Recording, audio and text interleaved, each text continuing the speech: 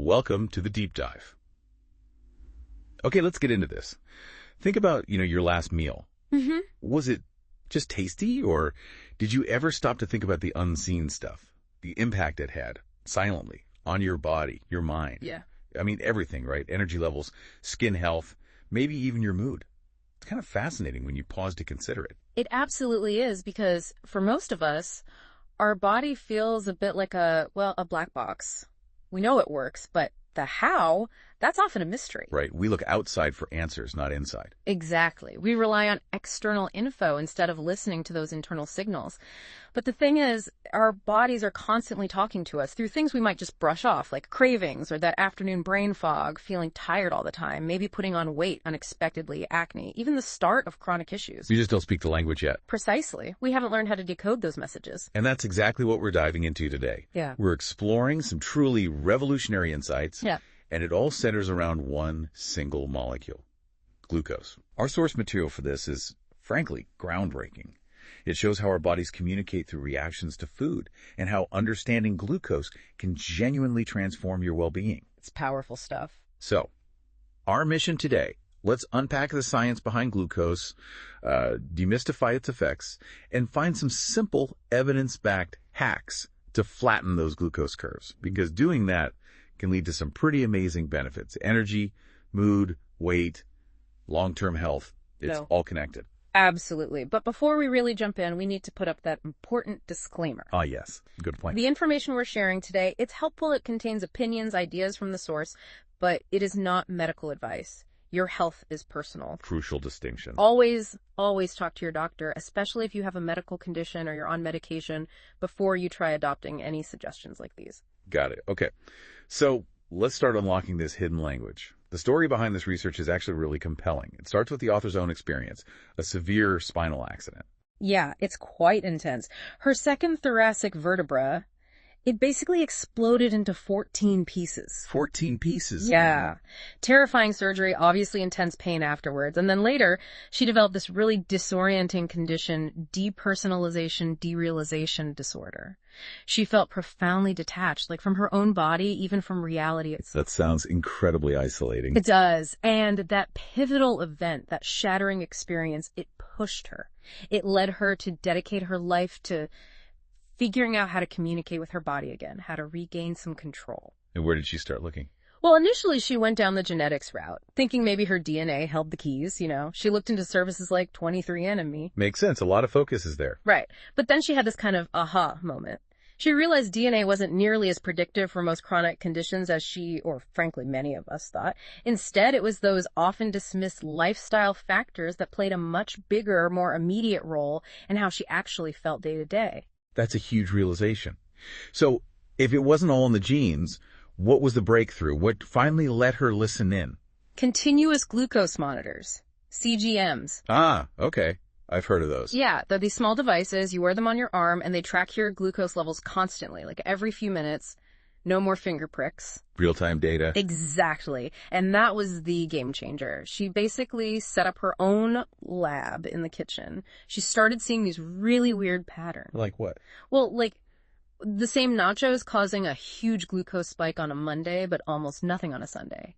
Or M&Ms after lunch? Fine. But M&Ms before dinner, glucose went through the roof. Huh, that's specific. Even coffee. Ah. It spiked her glucose when she was tired, but not when she was all rested. Okay, and the bread example really got me. Bread alone caused a spike. Right. But the same bread with butter didn't. How does that even work? It's wild, isn't it? And she saw these numbers right there on her phone and realized they directly matched how she felt. Brain fog, sudden sleepiness, those intense cravings. The connection. Yes.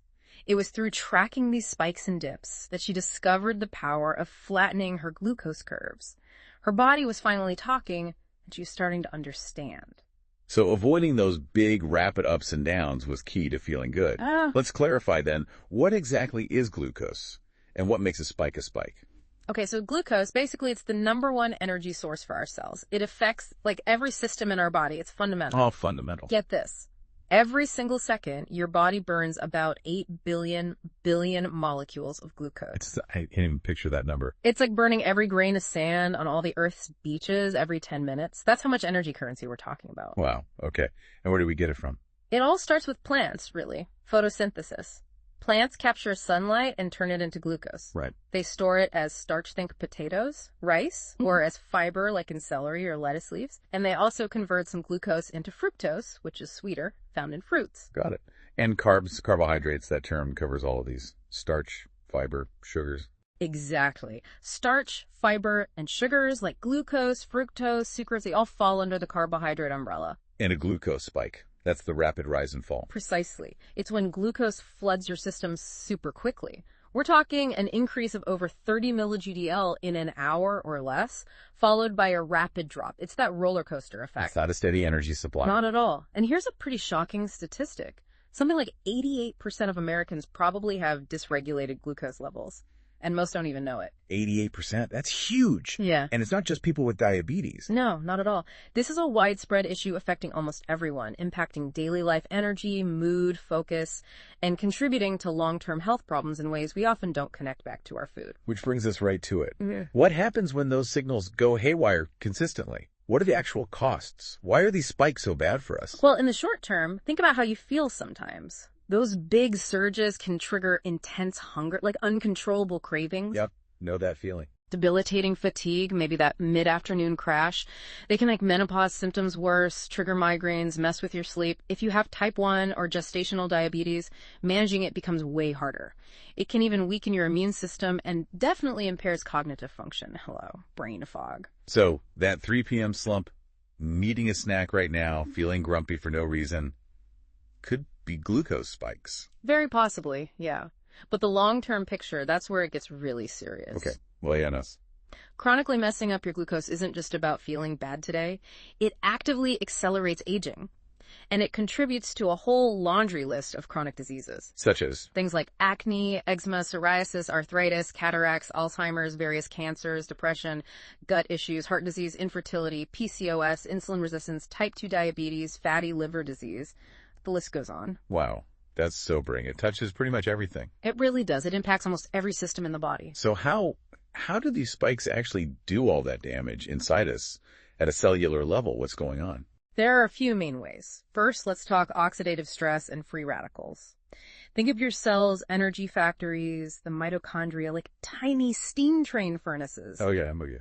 They burn glucose, the coal, for energy, but when a big glucose spike hits, it's like dumping a massive pile of coal onto the fire all at once. Overwhelms the system. Exactly. The furnace gets overloaded. It produces way too much smoke, these unstable molecules called free radicals. And too much smoke is bad, obviously. Right. This excess of free radicals causes oxidative stress. It damages your cells directly. Over time, this makes those mitochondria less efficient. They struggle to convert glucose to energy. So the cells are kind of starving, even with fuel around. That's a good way to put it. They starve, leading to organ dysfunction. And for us, we feel that as chronic fatigue, that feeling of being drained, struggling to get up, even after sleeping. That could be mitochondrial damage from oxidative stress. And you mentioned fructose makes this even worse. Yes, critically. Fructose ramps up oxidative stress even more than glucose does. That often makes sugary foods potentially more damaging at the cellular level than starchy ones. Okay, so oxidative stress is one big problem. What else? Glycation. This is another key mechanism. Excess glucose molecules literally start sticking to proteins all over your body. Sticking, like sugarcoating them. Kind of, yeah. This glycation process damages those proteins. Think visible signs of aging, wrinkles, stiff joints. But it also plays a big role internally in the progression of many chronic diseases. Oxidative stress, glycation. Sounds like a double whammy. How does the body try to defend itself, and how can that defense backfire? That leads us to insulin and fat storage. The source uses a great Tetris analogy here. Okay, Tetris. I'm listening. When glucose surges, the body's priority is to get it out of the bloodstream fast to limit that damage. So the pancreas releases insulin. Insulin's job is basically to stash this extra glucose away. Where does this stash it? First stops are the liver and muscles. They store it as glycogen. The liver holds maybe 100 grams, muscles around 400 grams. Seems like a decent amount of storage. It is, but here's the catch with modern diets. Those storage units fill up really quickly. Then what? Once they're full, any leftover glucose gets converted directly into fat and stored in our fat cells. That's a major, often silent driver of weight gain. And fructose is different here too, right? Yes, and this is crucial. Fructose cannot be stored as glycogen in the liver or muscles. It basically skips that step and gets processed primarily by the liver, often leading directly to fat storage. So even with the same calories, a sugary drink could lead to more fat gain than, say, potatoes. Potentially, yes. Because of how the molecules are handled, it makes sweet foods often worse for fat gain than starchy ones, calorie for calorie. That's really provocative. It completely challenges that old calories in, calories out mantra we've heard for decades. It does, and that's a core message here. While calories matter for energy balance, the type of molecule matters immensely more for how your body responds. So 100 calories of sugar isn't treated the same as 100 calories of protein or fat. Not at all. Their molecular structures dictate different processing pathways, different hormonal responses, whether they get burned or stored. A UC San Francisco study showed this clearly. Tell me about that. Obese teenagers kept their calorie intake the same, but they swapped out fructose for glucose. In just 9 days, they saw significant health improvements. Better blood pressure, better heart disease markers, reversal of fatty liver, and type 2 diabetes signs, all without cutting calories. Just changing the type of molecule. Incredible. It shows it's not just the quantity, but the quality, the molecular nature of our food. And then there was that University of Michigan study finding, that one really blew my mind. Oh yeah, that one's a head turner. They found people focusing on flattening their glucose curves could actually eat more calories. More calories? And lose more fat than people eating fewer calories but still having those big glucose spikes. Get out. How much more fat? The glucose flattening group lost, on average, 17 pounds. The calorie-restricted spike-prone group, only 4 pounds. 17 versus 4. Eating more. That completely upends the conventional wisdom. It really does. It highlights that how your body processes the food, driven by glucose response, is arguably more important for fat loss than just the calorie number itself. Okay, this is all incredibly eye-opening. If these spikes are doing so much harm and flattening them is so beneficial, what can we actually do? Let's get into the practical stuff, the hacks. Yes, let's empower people. These are simple strategies anyone can try. Hack number 1 is all about the order you eat your food. Food order. Okay. Why? How does that work? The principle is fiber first, then protein and fat, and lastly, starches and sugars. Fiber first. Why, there's an analogy for this, right? The sink and pipe. Yeah, it's a great visual. Think of your stomach as a sink and your small intestine as the pipe draining out of it. Okay. If starches and sugars hit the empty sink first, they whoosh right down the pipe, get absorbed super fast into your bloodstream. That's your spike. Makes sense. But if you eat fiber first, say, a salad, it acts like putting a filter or a mesh screen over that drain pipe. Slows things down. Exactly. Fiber does 3 amazing things. It slows down how quickly food leaves your stomach.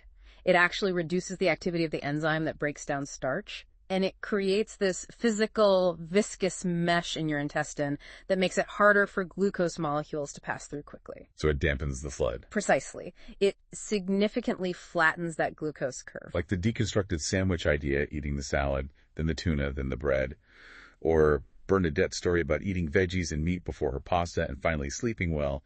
It's not less food, just smarter sequencing. Exactly right. And that connects perfectly to hack number 2. Add a green starter to all your meals. More fiber. You got it. Green veggies are packed with fiber, putting those 3 superpowers to work flattening curves. A good rule of thumb is aiming for roughly a 1-to-1 ratio of veggies to the carbs in your main dish. So a simple spinach salad with olive oil and vinegar before pasta, or maybe some raw carrots and hummus before a sandwich. Perfect examples. Easy ways to get that fiber in first. And the impact can be huge, like with Jas. Right. Her story was amazing. Adding a simple fattoush salad starter. Flattened her curve, which then curbed her intense cravings, gave her willpower back, she lost 20 pounds without feeling deprived, her acne cleared up, and her periods became regular. Wow. The ripple effects are incredible. They really are. The positive side effects are often surprising. Okay, hack 3. Go savory for breakfast. This feels like a big one for a lot of people. Cereal, toast, juice. That's standard for many. Why is that typical breakfast such a problem? It's a huge problem, honestly. Those typical Western breakfasts are often almost pure sugar and starch. Very little fiber, protein, or fat. And we eat them first thing in the morning. When our bodies are in a fasted state and most sensitive to glucose. So bang! You get the biggest glucose spike of the entire day right off the bat. Setting you up for failure later. Totally. It kicks off that glucose roller coaster. You get hungry sooner, you crash mid-morning, and it messes up your glucose response to your next meals, too. So the fix is a savory breakfast. Protein, fat, fiber. Like Olivia's switch. Exactly. She swapped her fruit smoothie, which, surprisingly, spiked her glucose more than toast and jam had for an omelet with avocado and seeds. And the results. Huge energy boost, clearer skin, much better mood. It made a massive difference to her whole day. What are some quick, savory ideas? Not everyone has time for an omelet. Oh, totally. Quick things could be like a whole wheat bagel thin with cream cheese and some turkey slices. Or an apple with a handful of walnuts and a slice of cheddar. Greek yogurt with nuts and maybe a few berries is great too. Okay, doable. And what if you really, really want something sweet for breakfast sometimes? Then the advice is to put clothes on it. Eat it after something savory. So have your eggs and spinach first, then have that small piece of chocolate or pastry. Exactly. Let the savory stuff buffer the impact. Clever. Okay, hack 4. Pick dessert over a sweet snack. This sounds wrong. Isn't snacking better than a big dessert? It seems counterintuitive, right? But think about what happens after you eat. Your body goes into the postprandial state, digesting, releasing hormones like insulin, storing energy.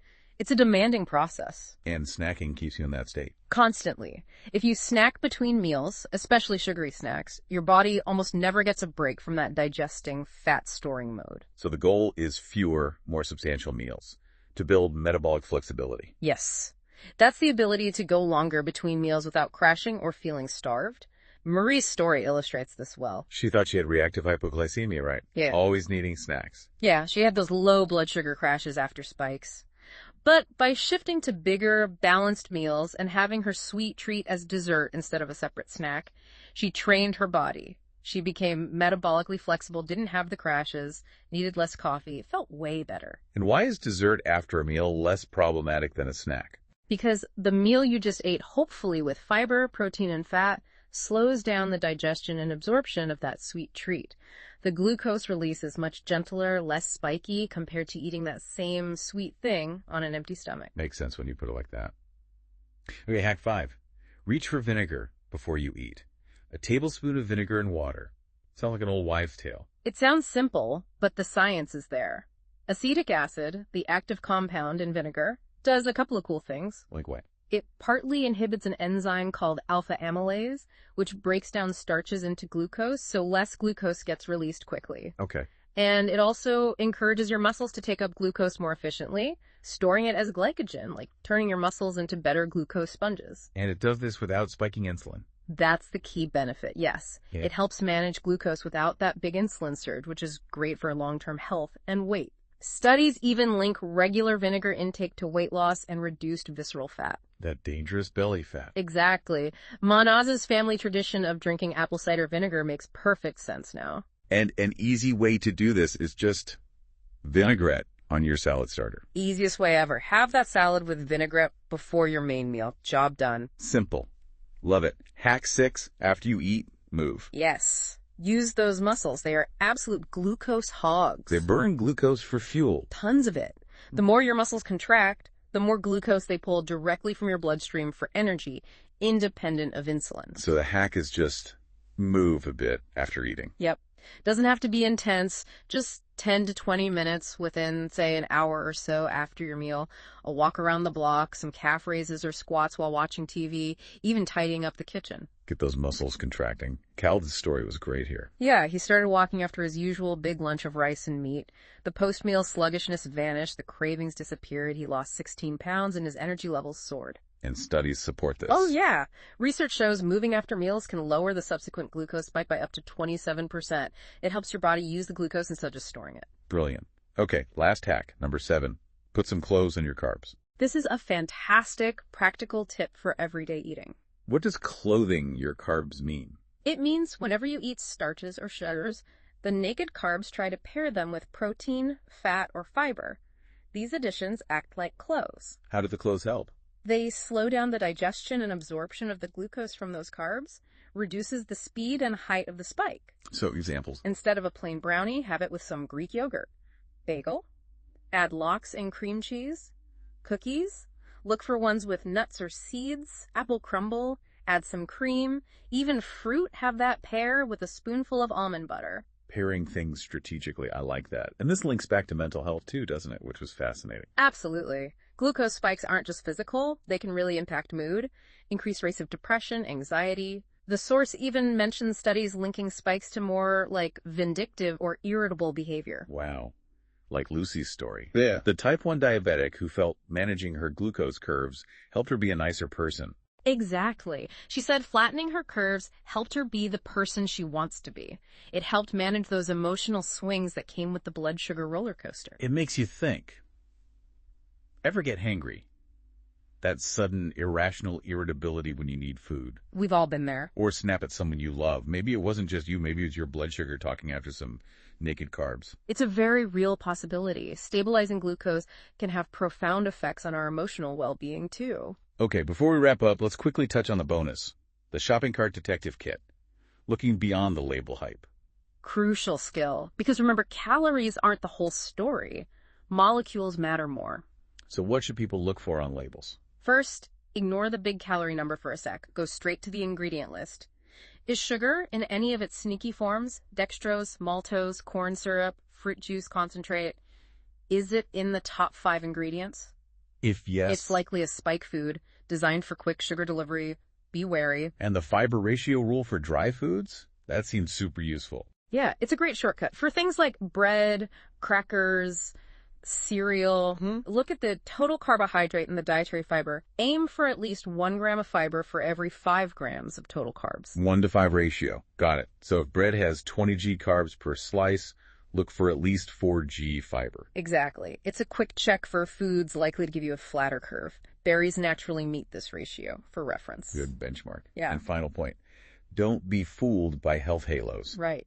Gluten-free, vegan, organic, those don't automatically mean good for your glucose. They can still be loaded with sugar and refined starches. Absolutely. A gluten-free cupcake or a vegan cookie can still send your blood sugar soaring. You have to look at the actual ingredients and the carb fiber content. Be a detective. Become a food label detective. I love it. Okay. So to bring this all together, understanding and flattening your glucose curves, it's this incredibly powerful lever we can pull. It really is. It's not about harsh restrictions or obsessive calorie counting. It's about being smarter, understanding how food works with your body, improving energy, mood, weight, preventing disease. Yeah. It's all interconnected. And the changes can be small. Eating food in a different order, adding a salad, choosing vinegar, going for a walk. These aren't massive overhauls. They lead to these profound, often unexpected, positive side effects just by listening to your body's signals. It's about enjoying food in a new way, knowing you're supporting your body better. So here's a final thought to leave you with. How much of that daily fatigue, those mood swings, those cravings you struggle with, how much might just be your glucose levels talking? What would it actually feel like to wake up most mornings feeling genuinely amazing, consistently energized and clear-headed? It might be possible just by tuning into your body's glucose rhythm. What's one small change you could try today just to start listening?